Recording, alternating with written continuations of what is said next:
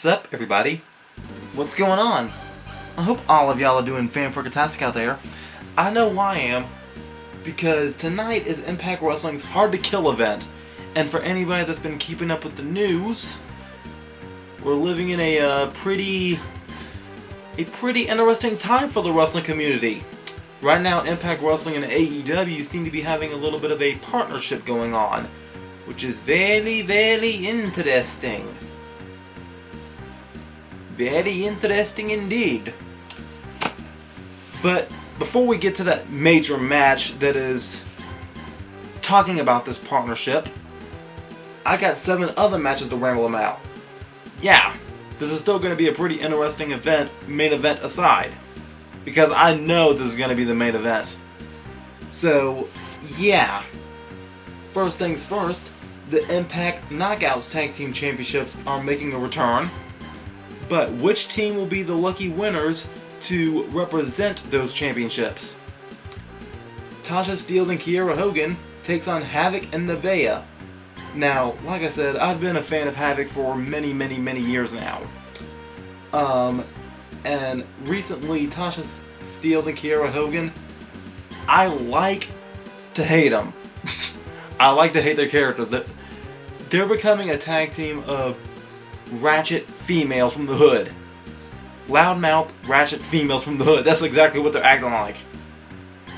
So, they've been bragging about beating Havoc and Nevaeh, so you know what? I want to see Havoc and Nevaeh just beat Tasha and Kiera so bad.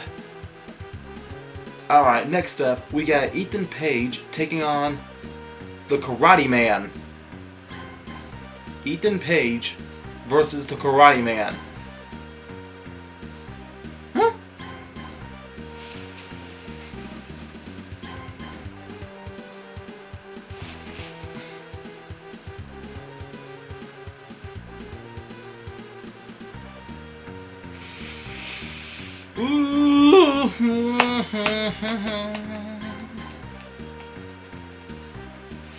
I've got nothing for this. I don't know what to say about this. I kind of hope that Josh Alexander doesn't run in and stop this madness, but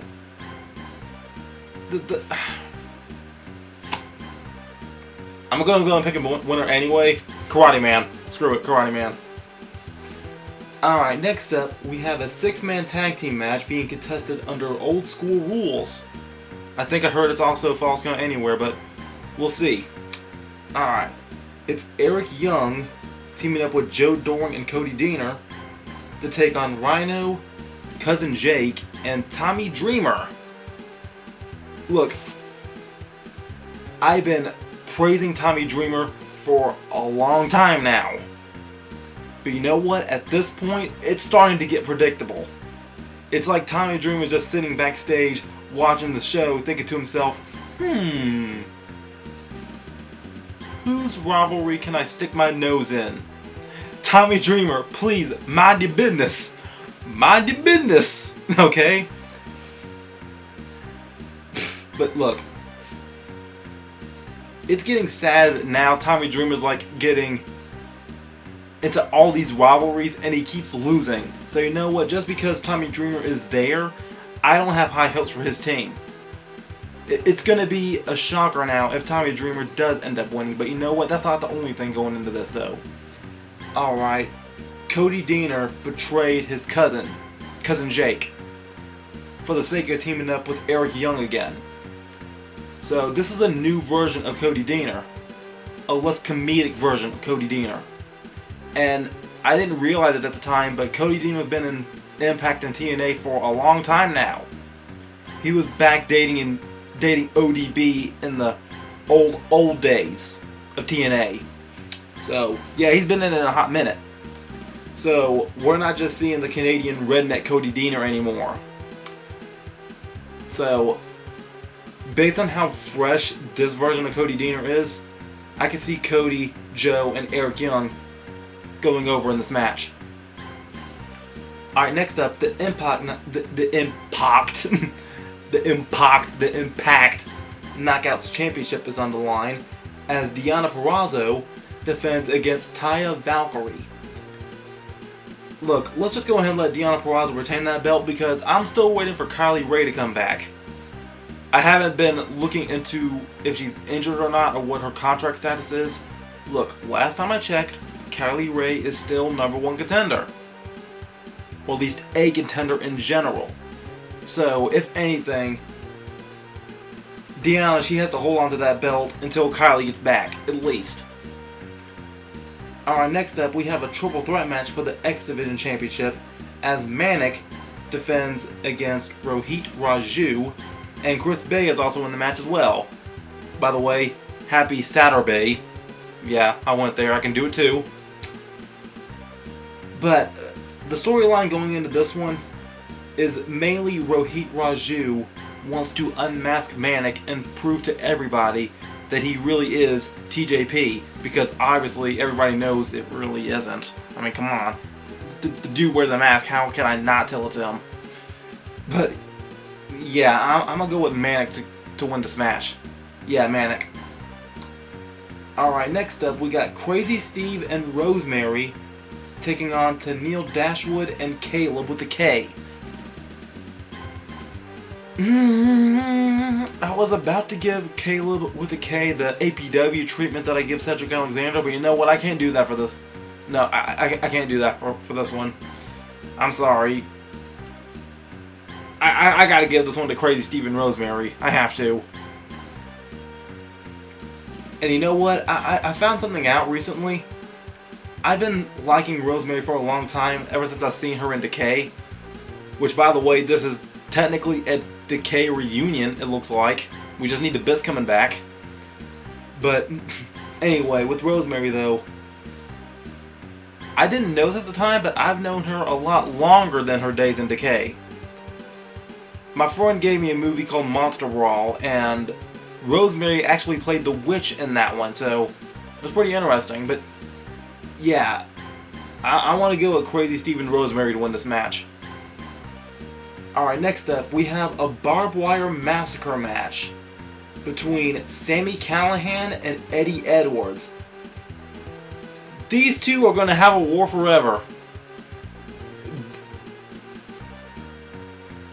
And you know what? I think it was because of Eddie Edwards and that botch with the bat that released a version of Sammy Callahan that I started to enjoy. Alright, because the first time I laid eyes on Sammy Callahan, it was back when he was Solomon Crow for NXT. And when he debuted as Solomon Crow, he was doing like the hacker gimmick. That didn't go too far. But now I'm seeing him doing it again with the whole ICU thing.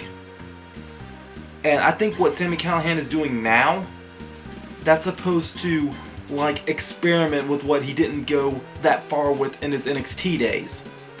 But either way, I'm kind of digging it. I'm kind of digging it. But I have a feeling that somebody's going to be leaving the company after this match. This is going to be pretty chaotic. I'm not going to say that the loser of this match is going into the Royal Rumble, but you know what? It's a pretty bold prediction, but whoever loses this match, I want to see him enter into the Royal Rumble as a surprise. Yeah. But with that being said, I kind of hope it's Eddie Edwards. I hope Eddie Edwards is to win this match. Yeah, I really want Eddie Edwards to win this match to like finally get Sammy Callahan back for something, for all that torture, for all that animosity, you know? Sammy Callahan, he has been torturing Eddie Edwards for a long time now. And right now, Eddie, it's because of Sammy Callahan that Eddie's kind of gone crazy. So you know what? Eddie Edwards, he needs to break the curse. He needs to beat Sammy Callahan tonight. Alright, and now for the big one, the main event. We have the Motor City Machine Guns teaming up with the Impact World Champion, Rich Swann, to take on Impact's Tag Team Champions, the Good Brothers, Carl Anderson and Doc Gallows, and the AEW Champion, Kenny Omega. There's no telling how this is going to go. But you know what? I think just because of momentum going into it, yeah, I think the Good Brothers and Kenny Omega needs to win this match. But I made this prediction before, I'm going to make it again. Kenny needs to pin Rich Swann. Kenny, he's being called the Collector. What I'm sensing here is Kenny Omega pins Rich Swann. Alright. Right before we get to Revolution coming up in February, Kenny finishes off this rivalry with Jon Moxley. Alright, and then we get Rich Swann onto Dynamite. And then we see Rich Swann versus Kenny Omega for a title match.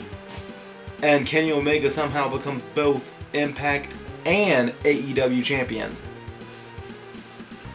That sounds too awesome not to happen. So, yeah, I gotta go with Kenny Omega and the Good Bros for this W. Alright, so I hope you enjoyed this episode of Ring Ramblings, and I hope all of you will enjoy the event happening tonight. And with that being said, make sure all of you remember to be outrageously optimistic year-round. Booyah! I'm out.